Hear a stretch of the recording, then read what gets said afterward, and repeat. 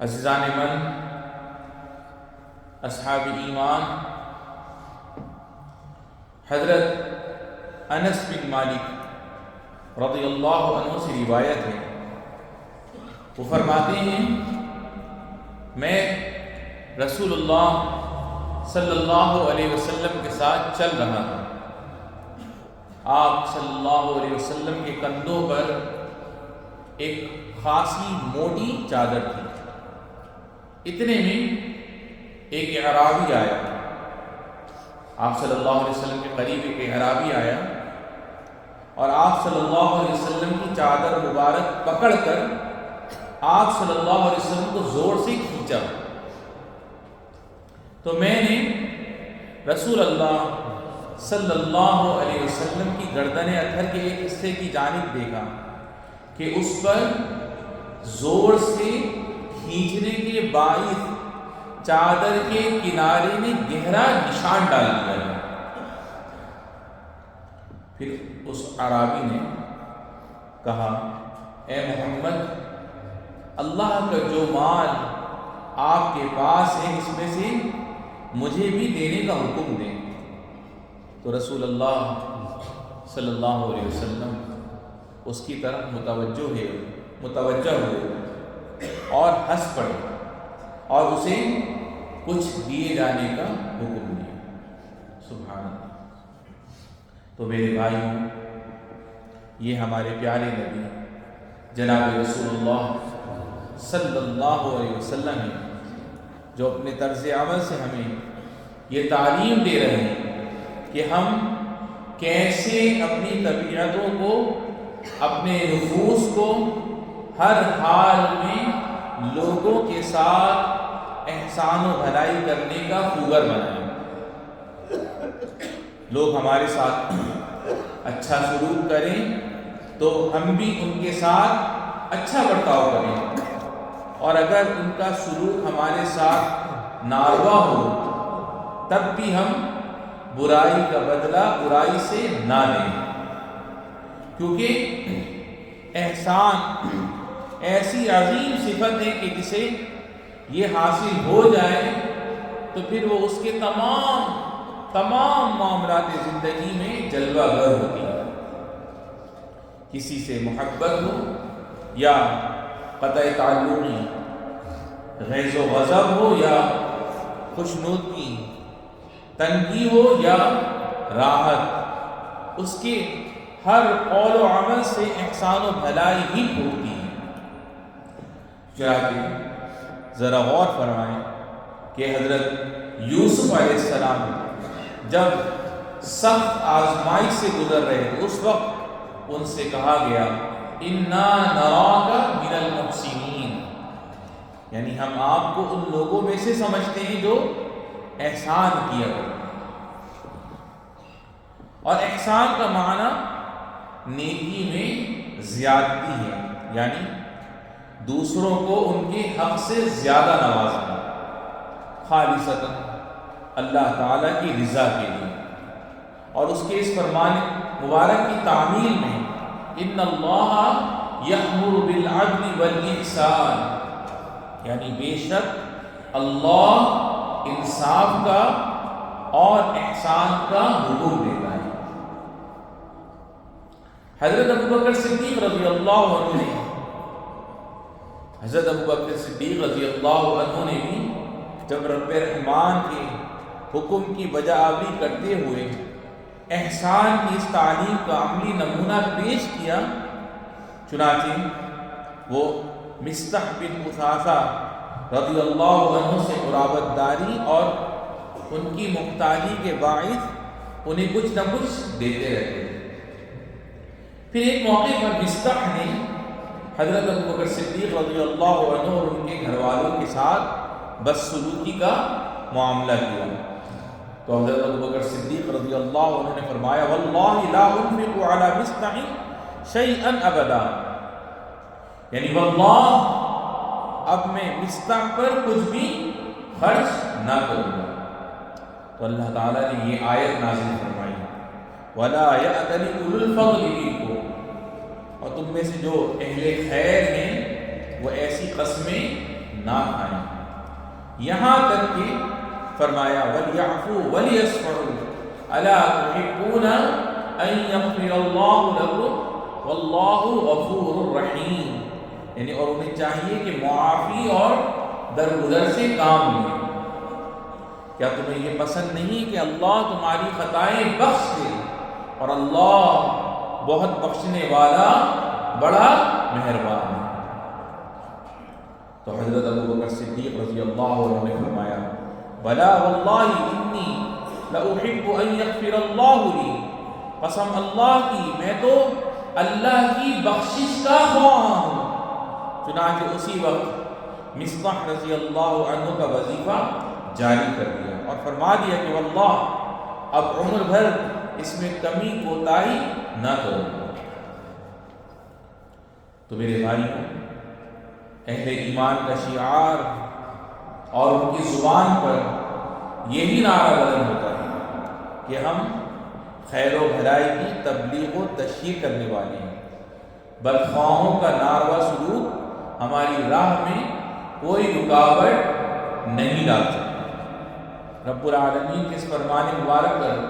عمل پیرا ہوتے ہوئے ادفع باللتی ہی احسن السیئۃ نحن اعلم بما یصفون، یعنی تم برائی کا دفعیہ ایسے طریقے سے کرتے رہو جو بہترین ہو، جو باتیں یہ لوگ بناتے ہیں ہم خوب جانتے ہیں۔ میرے بھائیوں، احسان کرنے والوں، بھلائیاں اور نیکیاں پھیلانے والوں کی راہ میں چاہے کتنے ہی کانٹے اور پہاڑ آ جائیں، وہ ثابت قدمی کے ساتھ انہیں پار کر جاتے ہیں، اس یقین کے ساتھ کہ ان دشوار گزار وادیوں کے اس پار بڑی خیر و بھلائیاں ہیں اور رب تعالیٰ کا فضل و کرم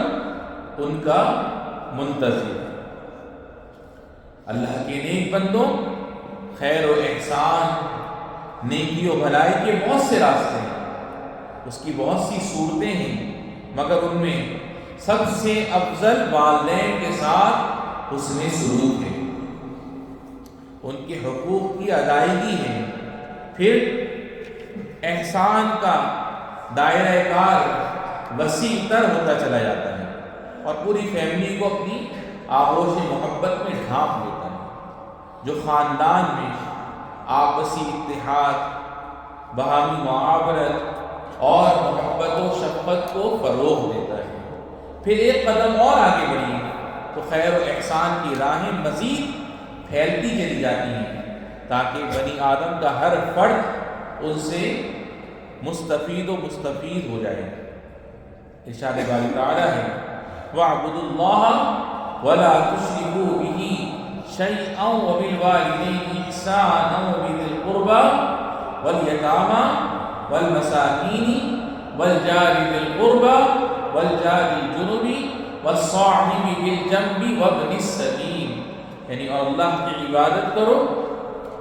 اور اس کے ساتھ کسی کو شریک نہ ٹھہراؤ، اور والدین کے ساتھ اچھا سلوک کرو، نیز رشتہ داروں، یتیموں، مسکینوں، قریب والے پڑوسی، دور والے پڑوسی، پاس بیٹھنے والے شخص اور راہگیر کے ساتھ بھی۔ میرے بزرگوں اور دوستوں، دوسروں کے ساتھ خیر و احسان کرنا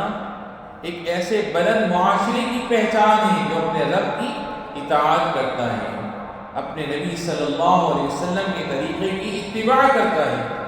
اپنی قیادت کے نہج پہ چلتا ہے، اپنی اقدار سے وابستہ رہتا ہے اور اپنے پاکیزہ کردار کا اظہار کرتا ہے۔ یا ایھا الذین آمنوا اطیعوا اللہ واطیعوا الرسول واولی الامر منکم اقول قولی ھذا واستغفر اللہ لی ولکم فاستغفروہ۔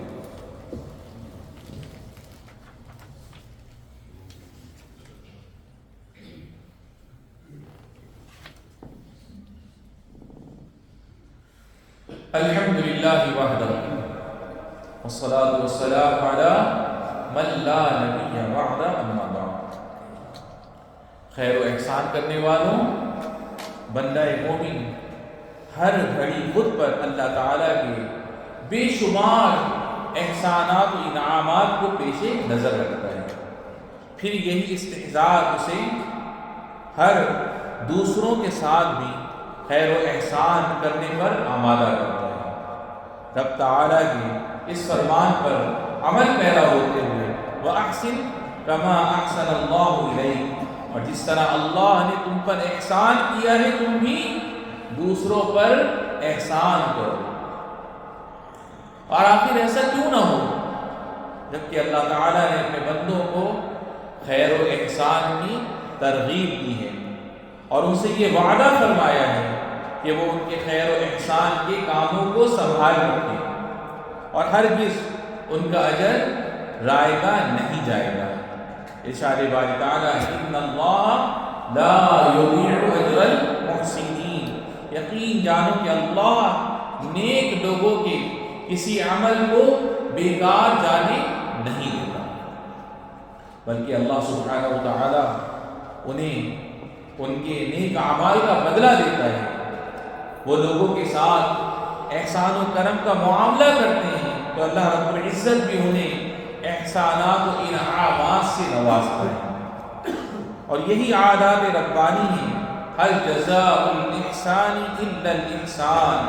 اچھائی کا بدلہ اچھائی کے سوا اور کیا ہے۔ اور کسی شاعری نے کیا خوب کہا ہے، من يفعل الخير لا يعلم جواسیا لا يذهب العرف بين الله والناس، یعنی جو شخص بھلائی کرتا ہے وہ اس کے سرے سے کبھی محروم نہیں رہتا، کیونکہ اللہ اور بندوں کے درمیان نیکی کبھی رائے گا نہیں جاتی۔ اسی طرح اللہ رب العزت احسان کرنے والوں کے درجات بلند فرماتا ہے، ان کی قدرت و رفعت بڑھاتا ہے، اپنے سایہ عاقبت میں انہیں جگہ عطا فرماتا ہے۔ میرے بھائیوں، انصار مدینہ کے بارے میں آتا ہے کہ وہ بے حد سخی و فیاض تھے، راہ خدا میں بے دریغ خرچ کرنے والے تھے، یہاں تک کہ ایک دفعہ تنگی اور قحط نے انہیں آ لیا تو انہوں نے اپنے ہاتھ روک لیے، تب اللہ تعالیٰ نے یہ آیت کریمہ نازل فرمائی وَأَحْسِنُوا إِنَّ اللَّهَ يُحِبُّ الْمُحْسِنِينَ، اور نیکی اختیار کرو، بے شک اللہ نیکی کرنے والوں سے محبت کرتا ہے۔ میرے بھائی، پروردگار عالم احسان کرنے والوں کو اپنی حفاظت و نگرانی میں رکھتا ہے اور ان پر اپنی رحمتوں کے دروازے کھول دیتا ہے۔ ارشاد باری تعالیٰ ہے ان رحمت اللہ قریب من المحسنین، بے شک اللہ کی رحمت نیک لوگوں سے قریب ہے، اور روز محشر انہیں جنتوں میں گھر دے گا، انہیں اعلیٰ ترین عطیات و بیش بہا انعامات سے نوازے گا، اور سب سے بڑھ کر یہ کہ انہیں اپنے دیدار کی سعادت سے مشرف فرمائے گا۔ سبحان اللہ۔ ارشاد باری تعالیٰ ہے للذین احسنوا الحسنى وزیادہ، یعنی جن لوگوں نے بہتر کام کیے ہیں بہترین حالت انہی کے لیے ہے، اور اس سے بڑھ کر کچھ اور بھی۔ سبحان اللہ۔ برادران اسلام، ہم اس وقت ماہ شعبان میں داخل ہو چکے ہیں۔ یہ مہینہ رمضان المبارک کی تیاری کا مہینہ ہے، یہ نیکی اور احسان کا موسم ہے، یہ روزوں، تلاوت قرآن اور دلوں کی صفائی کا وقت ہے، تاکہ ہم خدائے اللہ الغیوب کی مغفرت کے حقدار بن سکیں۔ اللہ تعالیٰ سے دعا ہے کہ اے رب کریم ہمیں اپنے محسن بندوں میں شامل فرما، ہمیں دوسروں کی بدسلوکیوں سے درگزر کرنے والا بنا، اور روز محشر ہمیں اپنے روئے کریم کے دیدار سے سرفراز فرما، آمین۔ پروردگار عالم ہمیں اس پر عمل کی توفیق عطا فرمائے، اور جو احسان و بھلائی کرنے والے اللہ رب العالمین ان کے احسان و بھلائی کو اپنی بارگاہ میں قبول فرمائے۔ بعض لوگ ایسے بھی ہوتے ہیں کہ جو کرنا چاہتے ہیں لیکن ان کے پاس وسائل نہیں ہوتے، معاملات ان کے بہت تنگ ہوتے ہیں، لیکن وہ کر نہیں پاتے، اللہ ان کو بھی اجر عطا فرماتا ہے۔ اللہ رب العالمین ہمیں اتنا عطا فرمائے کہ اگر ہم سے کوئی آس اور امید لگا کے ہم سے کچھ سوال کرے تو ہم اسے ضرور دینے کے قابل ہو جائیں۔ رب العالمین ہمیں خوب رزق وافر اور رزق طیب نصیب فرما، ہمیں ہمارے والدین، بہن بھائی، بیوی بچوں کو صحت و سلام کی اور عافیت والی زندگی عطا فرما، اور جن کے والدین اور بہن بھائیوں سے جو بھی تیری بارگاہ میں چلے گئے رب العالمین ان سب کی بے حساب بخشش و مغفرت فرما۔ وصلی اللہ وسلم وبارک علی سیدنا و نبینا محمد وعلی آلہ وصحبہ